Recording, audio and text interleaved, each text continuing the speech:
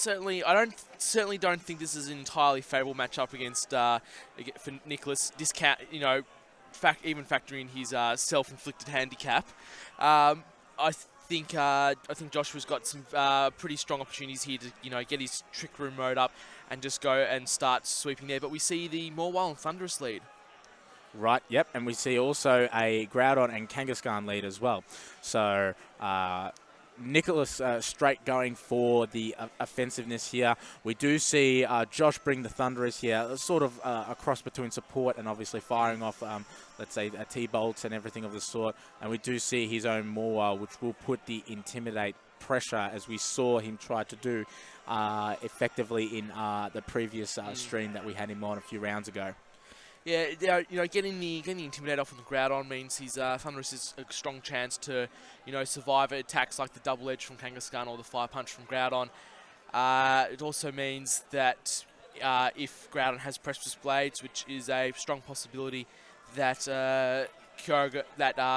Josh's Kyogre could take, one extra hit than normal. Mm-hmm. So, in terms, look, I think Nick's still in a strong position here. But at the same time, not everything's going to go his way, and he needs to be wary of what he does. Yep, most definitely. So we see the Kangaskhan Mega Evolve there. We do see the Protect come from the Maw. Chooses not to Mega Evolve. And we do see that the Fake Out goes onto that Thunderous slot there, doing about maybe just over a quarter of the damage from full HP. And we do see the Swords Dance come from the Groudon. He's going straight off offensive right here, which is not good at all for Josh. Well, that's excellent. Not only has he removed the... he's removed the effects of the Intimidate from his Groudon. That means that anything that switches in is going to take tremendous damage. And looking through Josh's team, the only thing that resists the ground type is the Thunderous already out there, and it's taking a fair amount of damage.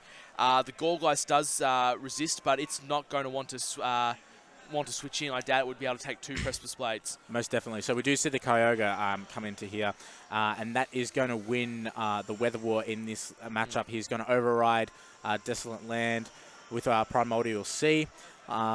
We do see that as seen before, that Thunderous has taken a bit of damage here, so wasn't 100% sure on the item that he did have on it, but if it did have a Focus Sash, that has now been broken. Oh, we see the hidden power come from the Groudon.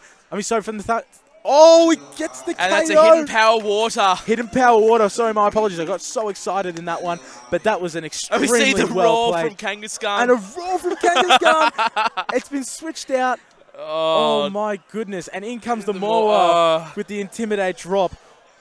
What a turn. I think everything just went south there for Nick. His roar has brought back in the Morwell, so that Kangaskhan's now at -2 attack. He has lost his Groudon. Lost his Groudon to the Hidden Power Water from Josh, which is, just, that was well played from Josh. He well done indeed. He had Nick right where he wanted him. That was, we don't often see these plays made, but when they are made and they are pulled off like that, it's just perfection. And, he was in a bad spot with that Swords Dance coming into play, and he pulled it off beautifully with that HP Water and that Kyogre switch. But we do see the Gourgeist make its appearance here. Interesting to note that Gourgeist is most likely will have Insomnia, which will mean that Dark Void is not going to take effect into it. Yeah, so intelligent play there from Josh, and Kangaskhan can't do anything to Gourgeist unless it starts to attack. But he's free to set up the Trick Room. He's now got his Morwell in. He's Mega Evolved the Morwell. Yep. He's free to attack whatever, but he goes for the Protect here, just wary of maybe a possible Dark Void from the Smeargle. Which is exactly what does happen, and Gourgeist avoids the attack, which is a little weird. If it does, just to clarify, Matt, if it did actually hit, would it then come up with the ability Insomnia? Yes. Okay, all right, not a problem. Okay, so that's interesting to know. All right. So we do see the Mega Morwell finally make its appearance. It has been known that Josh does like to leave it in the back pocket. It doesn't like to Mega Evolve it straight away. Clever strategy with the Intimidate, but we do see Josh take the commanding lead, made a very good play, and we do see that, or we do know that now Nick does have the Roar on the Kangaskhan, which is good information to have. It's good. It's a good way to stop the Trick Room. At the same time, though, he's in a bit of a back position. That Groudon would have been a fantastic Pokemon to still have. You know, it could have taken on, you know, the fire type and ground type attacks would have been great for the Mawile. The fire type would have been good for the Gorgeist to stop it up. So he's fighting, you know, he's fighting Pokemon down, and it's a Pokemon that would have been fantastic for this matchup. So. Most definitely. So we do see Nick go for the Geomancy with his Xerneas, going for the offensive play here. We will see Gorgeist go for that Trick Room as well, so he finally does get successful with that, and in a good position too, because in previous games he hasn't been able to use it effectively. I feel like that's a really good play on this end, especially with the stat boost of the speed for the Xerneas as well. So again, just a strong position to have Josh in at the moment. Well, it's highly likely. I mean, that Xerneas has got +2 speed. Kyogre's naturally under speed. The Kangaskhan will be faster in Trick Room. If we see the Protect here, I think Nick might be just trying to preserve the Sucker Punch, yep. And so we do see the Bullet Seed come from the Gorgeist. It is going to target that Kang. Interesting to see how many hits it does take. So far I've got 2. We go for 3. Is it going to get the 5? It only gets 3. But it still does a decent amount. Not quite a third of it, but close to it. So we do see Dazzling Gleam does a hell of a lot to that Gorgeist. So we will see that's the first turn of Trick Room gone. So it'll be interesting to see now what the Kyogre decides to do. I believe Kyogre will be attacking this point. Kangaskhan's now within range that Skull would, Skull will do tremendous damage. Or if Kangaskhan, Kyogre does take a Sucker Punch here, which we see, I'm pretty sure Water Spout would still be able to KO at this range. At this range. Most definitely. So we see Gorgeist go for the Destiny Bond here. Brilliant play. Brilliant play there. Very, very brilliant play. So we do see the Scald come into play here. He looks like he is going to target that Kangaskhan. That is going to get the KO here.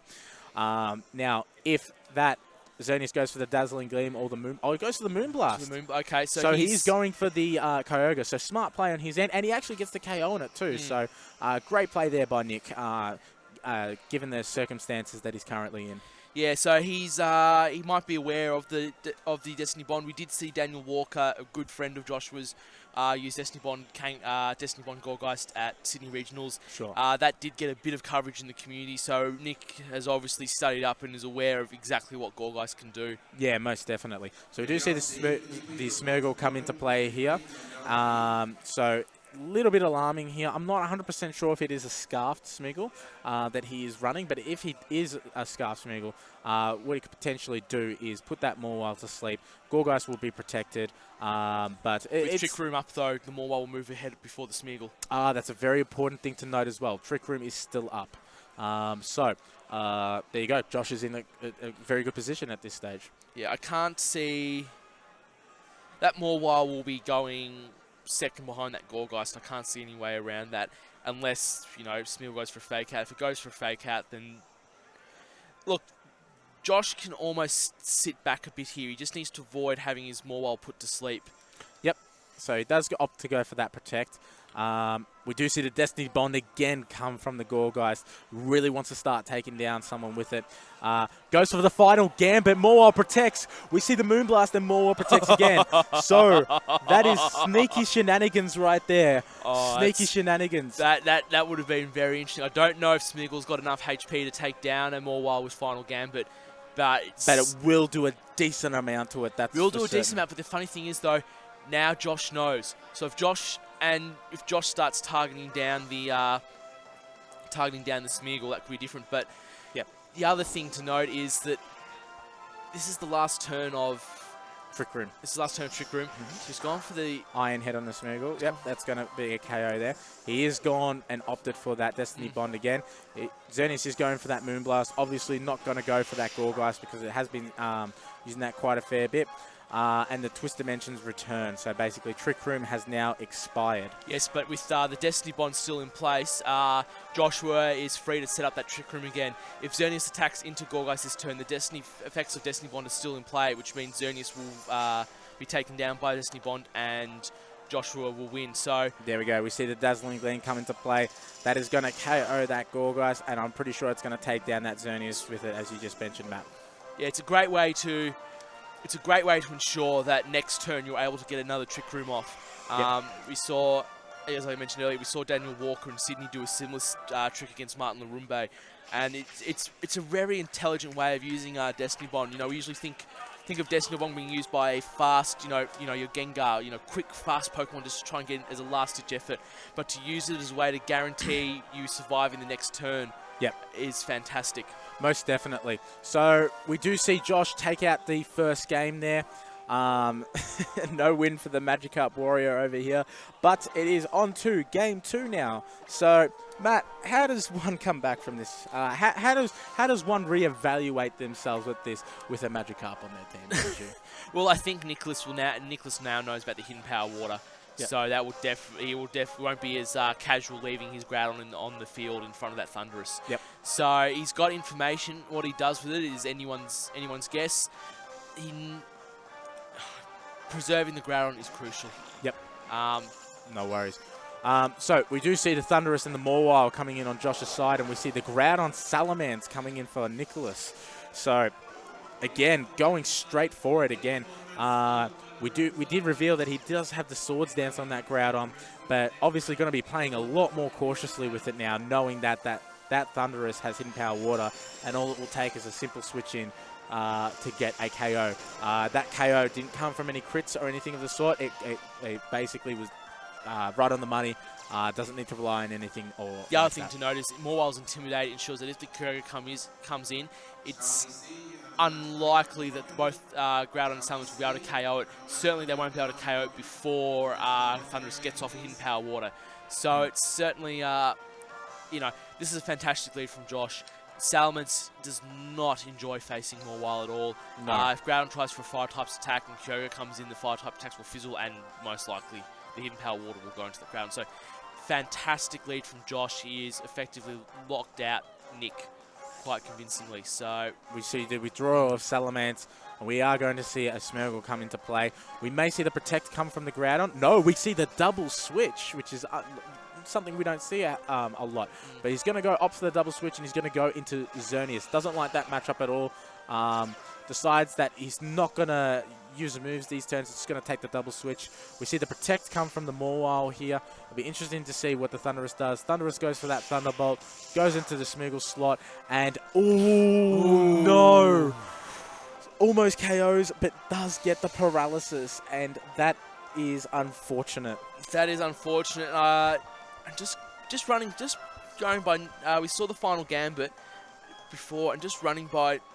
If I'm Nicholas, I believe that's a Scarf Smeargle.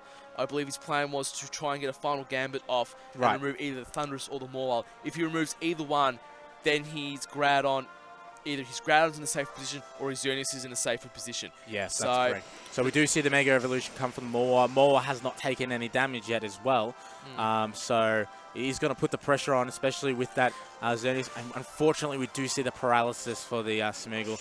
Fires off another Thunderbolt, and it's going to finish off that Smeargle. So Nick's not going to be able to fire off those Dark Voids or sneaky shenanigans like final Gambit. Considering that Smeargle was like the first move was paralysed, I'm guessing he was going for a Faker there, go for it on the Mawile, get a Geomancy up on the Xerneas, and then try and just do as much damage as possible to Josh's team, and in the hopes that he would be able to sweep through later on in the game. Most definitely. So we do see the Xerneas get the Geomancy off there. Mawile does go for the Iron Head. That's going to do some heavy damage on that Xerneas. But doesn't KO. Doesn't KO, that no. Okay, look, just using my own, knowledge here, it's been a while since I've actually played this format. I would say that's a very bulky Xerneas. No, sorry, I take that back. Intimidate on Mawile from Salamence at the lead of the match. That would explain that. Of course, of course. So we see the Groudon come into play, and this is a little bit of a risk here, because having Groudon here, all Josh needs to do is switch out that Mawile, bring in that Kyogre, and go for that Hidden Power Water. But that might be the predictable play here, or he could protect his Groudon. So it's interesting. Okay, the interesting thing is Thundurus is slower than the Xerneas. Thundurus is unlikely to survive a Moonblast. Unless it has Sash. Now, if it has Sash, it will survive. Kyogre comes in. Water. Yeah, Cole comes down to if Josh has a Sash on that Thundurus. Okay, so he doesn't like that Groudon sticking in there. He's going to switch it out, and in comes his Salamence. It has not megaed as well, so Morwell is going to get an Intimidate drop. We are going to see if he did try and pull that move. It looks like he is going to go for it. In comes the Kyogre. We'll see. Will we see the Hidden Power Water? I would say probably likely at this stage. Yeah, Josh knew how much that worked for him last time. I don't think he's going to be as blatant as to try it again. Although looking back, he doesn't really have that much to... If he has a sash, he doesn't have that much to lose by doing it. So... We will see it. So we see the Dazzling Gleam come from the Xerneas. It has got the Geomancy up. It's going to do... Oh! It survives, but no sash. No sash, but it survives on 1 HP. The Hidden Power Water does come in, so he was going to go and try and knock out that Groudon, but very fortunate for that to live on 1 HP without that sash. And with that, Nick's sort of in the prime position here. He has the Salamence in the field. Xerneas will move first. The Dazzling Gleam will do tremendous damage to the Thundurus or the Kyogre. Salamence is free to Mega Evolve, go for a Hyper Voice as well. If Morwell switches in, you know, as much as it resists Hyper Voice and Dazzling Gleam, it's not going to like taking a boosted Dazzling Gleam. No. And if, you know, Gourgeist is in the back, a strong possibility, it will not enjoy taking a Hyper Voice or a Dazzling Gleam. No, not at all. So we see here a couple of options that on how this will go down.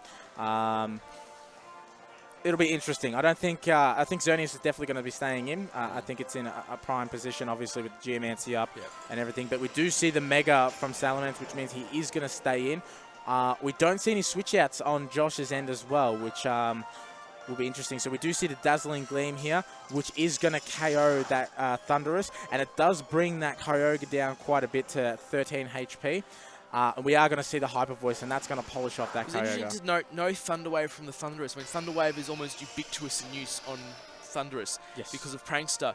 It's not uncommon for, you know, as a large effort just to throw that Thunder Wave onto that Xerneas and set you up for the next one. Without a doubt, yeah. We didn't see that, so I'm not sure. Does that mean Joshua doesn't have Thunder Wave? Quite potentially, yeah. Which would be very interesting. It's very uncommon, and I would be interested to see what he would be using over that Thunder Wave. It also is good to note that the guys on the stage are actually, despite this being a critical match, they are having the time of their lives. They're having a good old laugh. I think they're all laughing at their mistakes and everything of the sort, which is great to see. Like, you know, obviously competitors are competitors, but it's good to see competitors that are just, you know, a little bit looser and less uptight and just having a bit of fun up there, because that's what this game's all about. So it'll be interesting to see is Salamence capable of one-hit KOing the Gourgeist with, well, more importantly, is if Morwell does have Sucker Punch, can that one hit KO the Xerneas? We don't see a Moonblast into the Morwell. I wonder what his accomplishing here. We see the Hyper Voice. Okay, so he was... Okay, we see the Gourgeist survive there. They're very interesting. It was almost... That was a very risky. I would be more concerned with removing that Gourgeist from play. Rather than worrying about the Morwell. Nicholas still has Groudon on the back, and it's unlikely that Morwell will be able to take on the Groudon. Yeah, most definitely. Whereas if he, you know, if Joshua had protected his Morwell there, and the Trick Room had gone up, then he would be a very different position. At the same time, though, going into the Gourgeist might have been a bit of an obvious play, and he felt that by risking the and he, the guys are having a bit of fun here. We do see the Destiny Bond. We do see Nick. He's not too happy about that all the same. But he is going to take down that Salamence. The crowd got a good laugh out of that one. Yeah. Nick is just in disbelief. He thought, that's it. I'm going to take him out here. But, you know, all the same, he's still going to take him out. But very funny result all the same. It's just... They're having a good laugh up there. It's good to see this kind of match. I mean, they're playing seriously, but I think, you know, both of them have their Worlds invites already based on the current points totals. Yep. I think Josh has a... What did Josh say? Josh, in theory, can get a paid invite, but he basically needs to win today, and a lot of Singapore players have accidents, I think was the phrase used. So when we say accidents, we mean in play, not like as in being hit by a car or anything. No, like no. We want to clarify. We would no. We actually really like our Singapore players. They're fantastic. I believe you versed actually one of them in the final. I played Theron last year in the Australian Nationals final. I caught up with a lot of, myself and Phil Newen last year at Worlds. We caught up with a lot of the Singapore players. Australia had an international friendly against Singapore a few months ago, which came right down to the wire. That was a fantastic thing. So Did Australia actually win that one or no? we won. We had to win all 5 matches going into last round, and we did. Oh, fantastic. Good to hear. Okay, guys, so we're going into the third game. We see the Kangaskhan and Smeagol on Nicholas's end, and we see Josh bringing in the Thunderous and the Morwile. He really likes that Morwile, doesn't he? There's no reason not to not to lead it. Nicholas is not going to risk his Groudon with the Hidden Power Water. He leads the Morwile. He reduces the attack. At the same time, it's interesting to go back to Kangaskhan. Kangaskhan can't touch the Gourgeist. Yep. Fake Out is useful, but I don't know. I thought, as much as Salmons dislikes playing against Morwile, I still think Salmons has the better matchup here. And we saw that in the last game. Yeah, most definitely. He was able to exert that pressure. 100%. So it'll be interesting to see also if he opts to Mega Evolve his Morwile or if he's going to keep it in the back pocket as well to see if he can get off a little Intimidates. We do see the Smeagol actually retreat, and he is going to send in the Xerneas.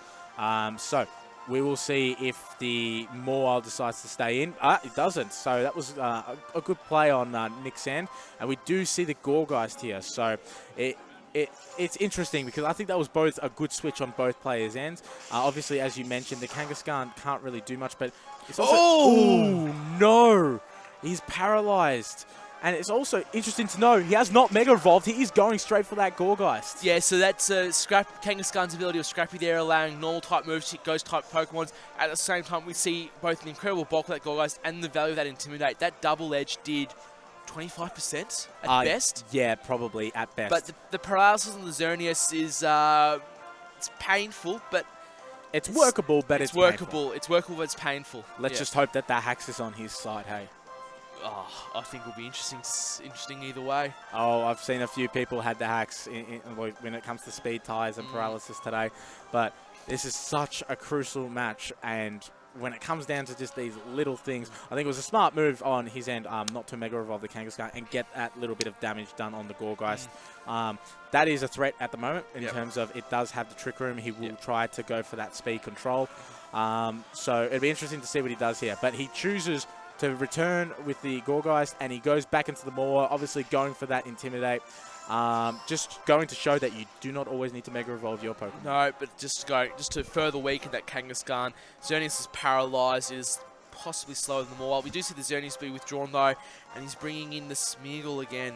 Also important to note, probably why he didn't do much to that Gourgeist is because he did have an Intimidate drop as well. So there we go. We do see the Thunderbolt come in, and he still hasn't Mega Evolved the Kangaskhan. Still hasn't Mega Evolved yet, and you tried for the Sucker Punch on the Gourgeist, expecting the Gourgeist to attack, but yeah, I'm not exactly sure what Nick's playing at here. I'm not sure either, but I would say that Josh is in a very good position at this stage. Nick has his Xerneas paralyzed. The Kangaskhan is below half HP. It's not looking fantastic in that sense, being that Kangaskhan can put the pressure on in the right times, but at the moment it's sort of a little bit of a dead weight in terms of it's got 2 Intimidate drops, it hasn't Mega Evolved, which we do see the withdrawal there, and we are going to see the Groudon come into play. And we see someone very happy about that, so I'm not 100% sure why he's very happy, but I'm sure we're just about to find out. I'm sure we're about to see some very high level prediction here. He seems quite happy on stage. The Okay, Morwile comes back, and I believe that is the Kyogre that comes into play. Well played there by Josh. Oh, no. That was a fantastic move. He was very happy from the get-go. Nick is just in disbelief. but he's having the time of his life up there. I think this is just... if what is about to happens, this will be absolutely... Oh, no! Transform into the Kyogre. That moves goes to the Hidden Power, and that's going to knock out the Groudon. What a game 3. What a game 3. This is nuts. We've got the funny thing is, though, that Smeagol moved before the Thunderous, so I'm saying that's Scarf Smeagol there, which means he's now faster than the Thunderous. We don't believe that Thunderous has This is very, very interesting here. I think Nicholas, despite being in the position he's in, he's got the ability to shoot off a high-powered water spout before anything else moves this turn. That's a very interesting point, but wow. Yeah, that was Wow. one of the crazier turns we've witnessed. And just for all those at home who can't actually see us right now, Matt literally had his head in his hands, and he's just like, what is going on here?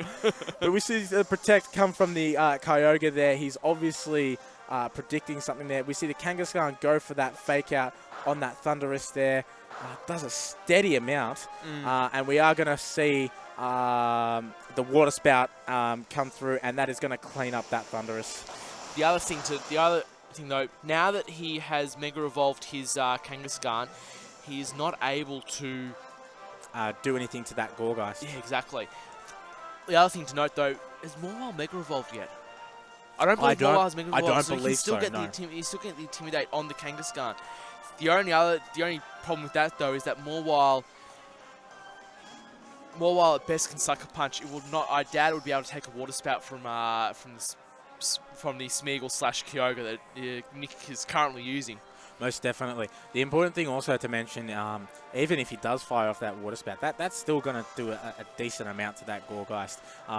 He's currently locked into it, but he also does have that Bullet Seed. So does he opt to go and attack that Smeagol, and does he go for that Sucker Punch? I don't think Gorgeist would attack this. I think the Gorgeist's best play is to get the Trick Room up. If he goes for attack, it risks the Sucker Punch. If he gets the Trick Room up, he's then able to Destiny Bond, and he's also able to. Oh, so we see the Scald from. We see the Scald from the Kyogre there. Yep. Nicholas. So okay, I was a bit surprised there. I was expecting Kangaskhan to be faster. But obviously Nick was running a sort of a bulkier version of Kangaskhan, allowing the Kyogre to outspeed. But we see the Trick Room go up now. Although, in one way, this is fairly advantageous to. No, this is good. We can see Josh is now free to Bullet Seed into the Kyogre. Or he can Destiny Bond, remove either one from play. He still has Mawile in the back, so he's locked. He's getting the Trick Room up. He's got, he's got his Pokemon where he wants them to be. He can do something with his Gorgeist, which will undoubtedly be very painful to Nick. Most definitely. Whatever that may be, I don't intend to try and predict this one. He's got so many options about it, and he can just rely on his own Kyogre just to clean up a bit. So we do see the Dazzling Gleam actually hitting first because of the paralysis. How did we miss that? And that's going to get the KO on the Gorgeist. I'm surprised with that. I knew Xerneas was paralyzed. I was expecting the Gorgeist, so even with negative nature, 0 IVs, I was still expecting that Gorgeist to underspeed that Xerneas. But now everything's gotten a bit more interesting. Very interesting. Yeah, very interesting. So I'll be honest, I completely forgot about that paralysis on that Xerneas, but that has actually worked in his favor a little bit in this. Well, if that Xerneas underspeed that Gorgeist, I'm 99% sure it's going to underspeed that Mawile as well. So Xerneas has still got one good attack left in it. The question is though, what does he do now? He's locked into Water Spout. Sorry, Nick is locked into Water Spout. He's losing HP rapidly. Yeah, this is interesting. Everything's interesting, and I've actually lost. I think this is be the third or fourth turn of Trick Room. That's correct. We've so caught up in this, we're not actually keeping track of Trick Room. It's anyone's game right now, in my opinion. Yeah, it really, because we could get the Para Hacks here, but we do see the Mawile go for that Mega Evolution right now. He is going to go for broke with that. This will depend on who is faster in the Trick Room. Or who's slower. And he gets the paralysis. Oh no. That is critical. Play rough. He goes for the play rough though.